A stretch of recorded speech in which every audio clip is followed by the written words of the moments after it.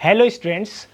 पिछली वीडियो में मैंने बात करी थी कि कैसे मेकिंग ऑफ नेशनलिज्म हुआ यूरोप में, किस तरीके से वो बना, किस तरीके से एरिस्टोक्रेसी और एरिस्टोक्रेट्स का रोल रहा उसमें नेशन स्टेट के बनने में।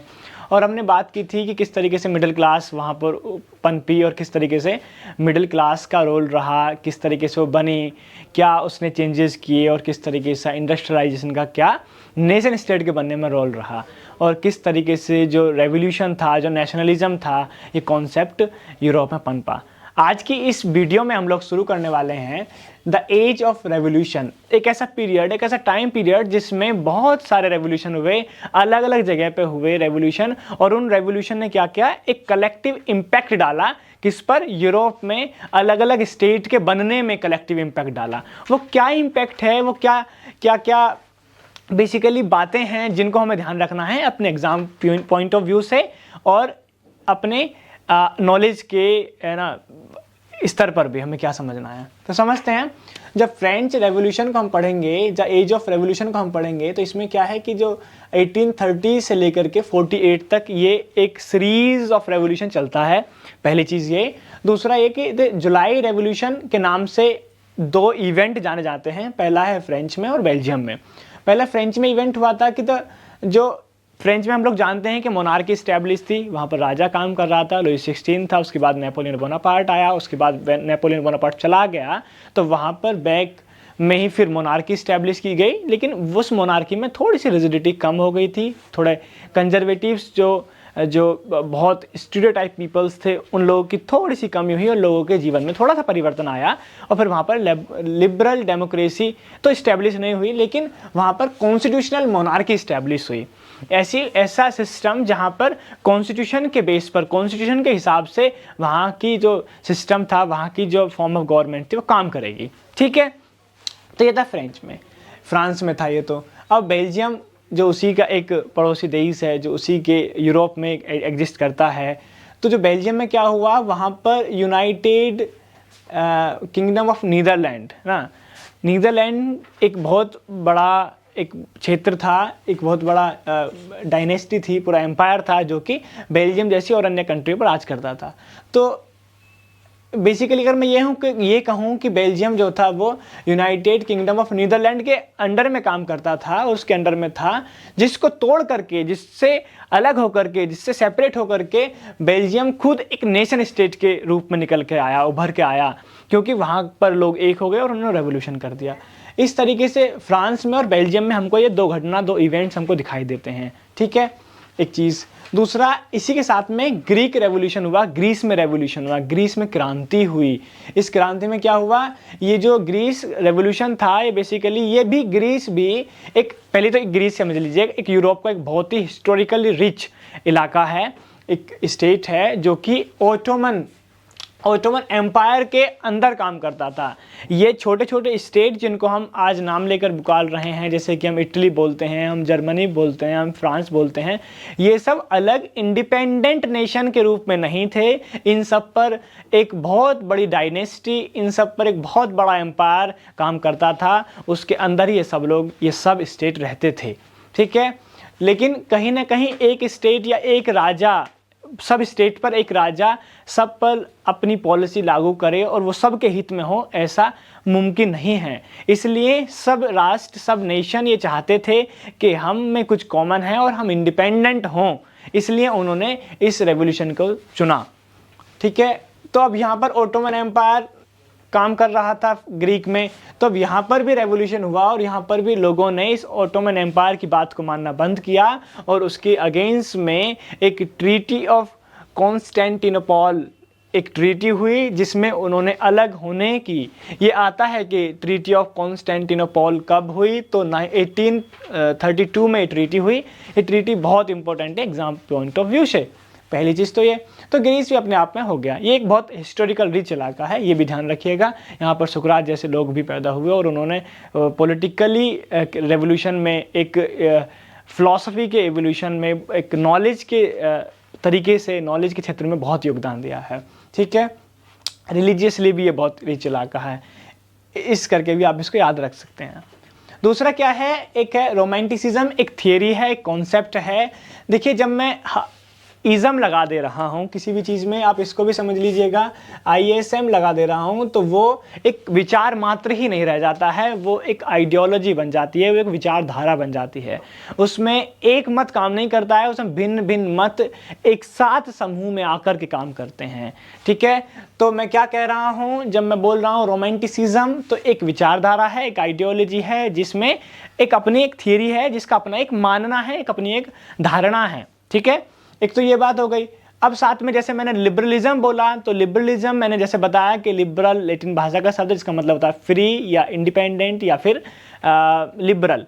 इसका मतलब होता है जहाँ पर हम लिबरलिटी को या लिबरल होने को प्रायोरिटी पर रखें, तो लिबरलिज्म वहाँ से आप उसको एसोसिएट कर सकते हो, लिंक कर सकते हो। ऐसे ही जब मैं बोलता हूँ रोमांटिसिज्म, तो ये क्या है इसको समझिएगा। ये पहले तो ये कल्चरल मूवमेंट है। ठीक है, कल्चरल मूवमेंट है, जिसमें क्या होता है, जिसमें इस कल्चरल मूवमेंट में क्या है कि जो आर्ट्स है ना, पोइट्रीज, स्टोरीज और म्यूजिक जैसी जो एक फॉर्म ऑफ आर्ट्स हैं, ये इनसे एसोसिएटेड है। ये जो रोमांटिसिज्म है, मानता है कि जो लॉजिक है, जो रैशनैलिटी है, जो साइंटिफिक टेम्परामेंट है किसी पर्सन का, या जो साइंस की बातें हैं, जो वैज्ञानिक तर्क पर आधारित बातें हैं, वो बातें ही केवल नेशन स्टेट को नहीं बनाती हैं। वो जो इमेजिनरी कॉन्सेप्ट है नेशन स्टेट, वो कॉन्सेप्ट, उसमें जो फीलिंग ऑफ टुगेदरनेस है, फीलिंग ऑफ कमिंग टुगेदरनेस है, फीलिंग ऑफ है ना, जो जुड़ाव की जो फीलिंग है, जो फीलिंग ऑफ कॉमननेस है, वो जो फीलिंग है वो आती है कल्चरली। वो फीलिंग आती है, वो जो एसोसिएशन की फीलिंग आती है, वो जो ऑर्गेनाइजेशन की जो फीलिंग आती है, एक साथ काम करने की जो फीलिंग आती है, वो फीलिंग आती है। वो फीलिंग इसलिए नहीं आती है कि लोग जागरूक हो गए, साइंटिफिक रेवोल्यूशन हो गया है और इंडस्ट्रियल रेवोल्यूशन हो गया है और लोगों को नेशन स्टेट की वैल्यू समझ में आ गई है, इसलिए तो लोग आ ही रहे हैं। जबकि एक साथ में दूसरा एक मत है, जिसमें जो वो बताते हैं, रोमांटिसिज्म कहता है, इसको मानने वाले लोग मानते हैं कि जो लोग हैं वो इसलिए नेशन स्टेट क्रिएट हो रहे हैं, लोगों ने नेशन स्टेट इसलिए बना रहा है, इसलिए एक साथ आए हैं वो लोग, क्योंकि लोगों के अंदर कल्चरल मूवमेंट बना है, लोगों के अंदर उनकी भाषा है, जिस भाषा के साथ उनकी जुड़ाव, कुछ फीलिंग्स जुड़ी हुई हैं, उन फीलिंग्स की वजह से कमिंग टुगेदर हुए हैं लोग। ठीक है, उन फीलिंग्स की वजह से एक साथ लोग आए हैं मूवमेंट करने के लिए, लोगों को रिवोल्ट करने के लिए साथ एक आए हैं। साथ में कुछ फीलिंग ऑफ आर्ट्स है, फीलिंग ऑफ कॉमन हिस्ट्री है, जो मैंने सब कुछ बता रहा था पहले वाली वीडियो में, वो सब चीज़ें हैं, लेकिन वो फिर कल्चर का हिस्सा हैं, वो साइंटिफिक टेम्परामेंट या किसी रेवोल्यूशन का हिस्सा, या फिर किसी फिजिकल वर्ल्ड में जो चेंज हो रहे हैं उसका कोई हिस्सा नहीं है, तो उसको माना। तो रोमांटिसिज्म एक ऐसा कल्चरल मूवमेंट है जो ये इस बात में विश्वास रखता है कि कोई भी व्यक्ति जब कोई भी काम करता है, जिस भाषा को बोलता है, जिस रिलीजन को वो अडैप्ट करता है, वो रिलीजन उसकी फीलिंग से एसोसिएटेड होता है, उस व्यक्ति के बिहेव से एसोसिएटेड होता है, उसकी एज ए प्राइवेट प्रॉपर्टी वो होती है। जब व्यक्ति कोई भी उसको छीनने की कोशिश करता है तो वो उसके अगेंस्ट में एक्शन करेगा ही करेगा। तो वो ऐसे करके देखते हैं, ना ही कि ऐसे करके कि इंडस्ट्रियल रेवोल्यूशन आया, लॉजिक आया, व्यक्ति इनलाइटेड हुआ और इस तरीके से इसलिए रेवोल्यूशन आया। वो कहते हैं वो कारण हो सकता है, वो अपनी जगह रखा रहे, बना रहे, लेकिन एक ये कारण है, ऐसे रोमांटिसिज्म वाले लोग मानते हैं। आया होगा समझ में? ठीक है, दूसरा आप समझिएगा कि जो इसी के एग्जाम्पल में देखते हैं, जो पोलैंड था, जिस पर रसिया का अधिकार क्षेत्र था, वो रसिया के अंडर में काम करता था। ठीक है, लेकिन पोलैंड भी अपनी भाषा को एक्सरसाइज नहीं कर पा रहा था, वहाँ पर भी रशियन लैंग्वेज को इम्पोज किया जा रहा था, लेकिन यहाँ पर भी पोलैंड के लोगों ने आक्रमण किया, अगेंस्ट में बोले और उनकी भाषा को भी प्रायोरिटी पर रखा और पोलैंड इंडिपेंडेंट नेशन बना। लेकिन यहाँ पर इस समय पर नहीं बना था, उसका जो ये रिवोल्ट था वो फेल हुआ था। लेकिन कोई रिवोल्ट फेल हो या फिर वो सक्सेस हो, ये दोनों चीज़ें अलग हैं। लेकिन अगर कोई स्टेट या कोई नेशन रिवोल्ट कर रहा है तो कहीं ना कहीं उससे दूसरे लोगों को मदद मिल रही है कि हाँ, उस नेशन ने रिवोल्ट किया है तो हम भी कर सकते हैं।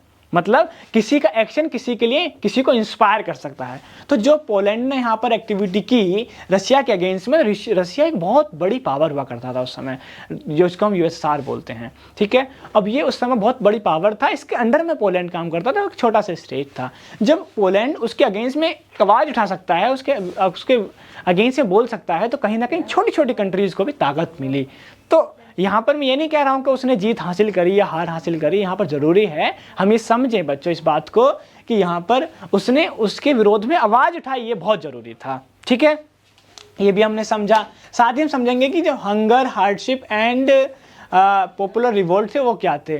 अब 1830s के दौर में क्या हुआ बच्चों, वहाँ पर क्योंकि मैंने बताया कि वहाँ पर मशीनीकरण, एक इंडस्ट्रियल रेवोल्यूशन का जो आउटकम था क्या था, मशीन बनने लगी, मशीन आई, उसकी वजह से क्या हुआ, जो लोग काम कर रहे थे, जो हैंड मेक वर्कर्स थे या जो लघु उद्योग थे, जो कुटीर उद्योग थे, वो ख़त्म होने लगे और इंडस्ट्री, फैक्ट्री का दौर, मशीन का दौर आने लगा। अब इसमें क्या हुआ, इसका क्या हुआ कि पहले तो इसको पॉलिटिकली समझते हैं, पॉलिटिकली चेंज कैसा है, फिर इसको एक अलग अलग एग्जाम्पल से देखेंगे। तो इसमें क्या हुआ कि नेशनल असेंबली बनाई, वहाँ पर कुछ लोगों को वोटिंग राइट्स दिए। मैं बेसिकली अभी फ्रांस की बात कर रहा हूँ यहाँ पर, इसमें उसका फ्रांस पर क्या इम्पैक्ट पड़ा इसका। और वहाँ पर क्या हुआ, जो वोटिंग राइट्स थे वो केवल मेल्स को दिए गए, ना ही कि वुमेन को दिए गए। अभी भी मेल को वोटिंग राइट दिए गए यहाँ पर, और राइट टू वर्क की डिमांड की गई। इन दोनों को इकट्ठा करने के बाद में लोग इकट्ठा हुए यहाँ पर, और क्या हुआ कि नेशनल असेंबली बनाई लोगों ने, वो मिडिल क्लास लोग थे। उन्होंने नेशनल असेंबली बना करके और उन्होंने एक ऐसा सिस्टम, एक साथ हुए वो, लेकिन उन्होंने कमियां कर दी। एक कमी क्या की उन्होंने, जो वर्किंग क्लास थी, जो पीजेंट्स थे, जो बाउंडेड लेबर थी, उसको छोड़ दिया, उसको उन्होंने अलग हटा दिया। और खुद क्योंकि वो पढ़े लिखे एजुकेटेड मिडिल क्लास थे, उन्होंने जाकर के रिवोल्ट करने की कोशिश की। अब उन्होंने जब वो रिवोल्ट किया, वोटिंग राइट्स की डिमांड करी, राइट टू वर्क की डिमांड्स तो बहुत अच्छी थी, लेकिन उन्होंने वर्किंग क्लास को पीछे छोड़ दिया था, उनको अपने साथ में, अपने ऑर्गेनाइजेशन में शामिल करने से मना कर दिया था। अब क्योंकि जो जर्मनी था, क्योंकि हम जर्मनी को केंद्र में लेकर के बात कर रहे हैं, तो जर्मनी था वो लुईस फिलिपी के अंडर में काम कर रहा था, जो उस समय जो राजा था। अब क्योंकि वो उसके अंडर में काम कर रहा था, तो क्या था, जो राजा था उसने उन मिडिल क्लास लोगों को मना कर दिया कि आप ये जो कॉन्स्टिट्यूशन आपने बनाया है नेशनल असेंबली में, जो आप ये लागू करना चाहते हैं, वोटिंग राइट्स, ये नहीं मिलेंगे। उनका ये जो डिमांड्स थी वो क्यों फेल हुई, वो इसलिए फेल हुई क्योंकि उन्होंने वर्किंग क्लास को छोड़ दिया था, उसके अंदर कलेक्टिवनेस नहीं थी। तो यहाँ से एक इस रेवोल्यूशन से ये समझ में आया हमको, एक पॉपुलर रिवोल्ट से हमको ये समझ में आया कि यहाँ पर हम किसी को एक्सक्लूड नहीं कर सकते। जो भी इस मूवमेंट का हिस्सा बनना चाह रहा है और बनना चाहता है, वो आए, और उससे क्या होगा, एक मूवमेंट में, एक मोर्चे में मजबूती मिलेगी। तो इस तरीके से जो रेवोल्यूशन था वो कंटिन्यूस चला। इतनी बात हमको समझ में आ गई होगी। अब यहाँ पर इसका इफेक्ट क्या हुआ, ये क्यों हो रहा था, एक दूसरा एंगल समझते हैं, पॉलिटिकली क्या था या इकोनॉमिकली उसको बोल सकते हैं। तो हंगर वहाँ पर क्यों आया, 1830s के दौर में क्या हुआ, जो पॉपुलेशन थी वो बढ़ने लगी। अब पॉपुलेशन क्यों बढ़ने लगी, इसको भी समझिएगा। इसमें एक कुछ 2-3 बिंदु हैं, आप समझिएगा कि पहले जब जो जन्म दर थी और जो मृत्यु दर थी, जो डेथ रेट था और जो व्यक्ति का बॉर्न रेट था, रेशियो था, वो कैसे वेरी करता था। पहले जो व्यक्ति जब पैदा होता था, है ना, तो वो भी मर जाता था पैदा होने में, क्योंकि हमारे पास हॉस्पिटैलिटी अच्छी नहीं थी, ठीक है। गर्भ से बच्चा जन्म होता था, वो अधिकतर बच्चे खत्म हो जाते, मर जाते थे। तो जो बॉर्न का जो बर्थ रेट था वो भी कम था, है ना, बहुत हाईली एक्सपेंडेड नहीं हुआ था। और जो डेथ रेट था वो भी कहीं ना कहीं ज़्यादा था, क्योंकि लोग जल्दी ही मर जाते थे, क्योंकि अच्छी हमारे पास हॉस्पिटैलिटी नहीं थी, हम बचा नहीं पाते थे। जब कोई बीमार होता था, हमारे पास मेडिसिन नहीं थी अच्छी मात्रा में। तो यहाँ पर तो इक्वल रहा ना पॉपुलेशन जो ग्रोथ थी। लेकिन क्योंकि इस 18 और 19 सेंचुरी में हॉस्पिटैलिटी बहुत अच्छी हो गई, हमारा जो मेडिकल जो क्षेत्र था, जो एरिया था, वो उभरने लगा। वहाँ पर हम डिसीज़ के ऊपर काम करने लगे। हमारे पास जो एक इंग्लिश मेडिसिन थी वो उभरने लगी, अलग अलग जैसे बुखार है ये क्यों, एंटीबॉडीज़ बनाने लगे हम लोग, वैक्सीन बनाने लगे। जब इस तरीके से हमारे अंदर चेंज आने लगे और हमारी जो मेडिकल जो फैक्ट्री थी, जो मेडिकल पूरी जो व्यवस्था थी वो जो अपलिफ्ट होने लगी, जो हॉस्पिटैलिटी अच्छी होने लगी, डॉक्टर्स आगे बढ़ने लगे, तो यहाँ पर जो बर्थ के टाइम पर जो डेथ होती थी वो कम होने लगी। तो दैट हैज़ बीन डाउनफॉल, इसमें हमको डाउनफॉल देखने को मिलता है। तो जब इसमें डाउनफॉल देखने को मिला हमने, तो क्या हुआ, डेथ रेट तो प्रॉपर थी, तो डेथ रेट में भी कमी आई हमारे यहाँ पर, तो डेथ रेट में कमी आई, लेकिन जो लोग मर रहे थे उसमें तो कमी नहीं आई, है ना। तो क्या हुआ, पॉपुलेशन क्या हुई, पॉपुलेशन इंक्रीज ही रही, है ना, पॉपुलेशन एकदम एक्सट्रीमली बढ़ी। तो हॉस्पिटैलिटी अच्छी होने से पॉपुलेशन एक्सट्रीमली बढ़ी, उसके पॉपुलेशन एक्सट्रीमली बढ़ी तो क्या होगा, और साथ में इंडस्ट्रियलाइजेशन का इफेक्ट है, क्योंकि फैक्ट्री आ गई, मशीन आ गई, तो लोगों का जो खुद का इंगेजमेंट था फैक्ट्री में वो कम हो गया, ठीक है। तो यहाँ पर अनएम्प्लॉयमेंट बढ़ा, बेरोजगारी बढ़ी, ठीक है। लोग जो गाँव में थे वो सिटीज़ में गए, ठीक है, जो लोग सिटीज़ में गए और वहाँ पर जाकर के उन्होंने स्लम्स एक कम्युनिटी क्रिएट की, स्लम्स की, पॉवर्टी बढ़ी वहाँ पर। इस तरीके से जो हंगर और हार्डशिप की समस्या हमको देखने को मिली, ठीक है, यूरोप में। तो मैं क्या दो चीज़ें मैंने इस हेडिंग में बताई आपको, एक तो जो जर्मनी में किस तरीके से नेशनल असेंबली क्रिएट की गई, कैसे वोटिंग राइट्स की मांग हुई, और क्योंकि उन्होंने कमी कर दी थी, वर्कर्स को साथ नहीं लिया था, तो राजा ने उसकी डिमांड्स को फेल कर दिया, राइट। इस तरीके से ये पूरी हेडिंग का जो पॉइंट्स थे वो ख़त्म हो जाते हैं। अब आते हैं सिलीशा रिवोल्ट था जो 1845 में हुआ। ये जो बुनकर होते हैं, जो कपड़े होते हैं या जो कॉटन होता है उससे जो कपड़े बुनते हैं उनको बुनकर बोलते हैं, छोटे छोटे लघु उद्योग करने वाले लोग, तो बुनकर थे। लेकिन क्योंकि इंडस्ट्रियलाइजेशन आया था, अगेन मैं उस बात को बताऊं, इंडस्ट्रियलाइजेशन की वजह से, मशीनीकरण की वजह से जो मशीन जो आई, तो उनकी उसमें जो इंगेजमेंट था, उनको जो वेजेस मिलने थे वो कम कर दिए गए।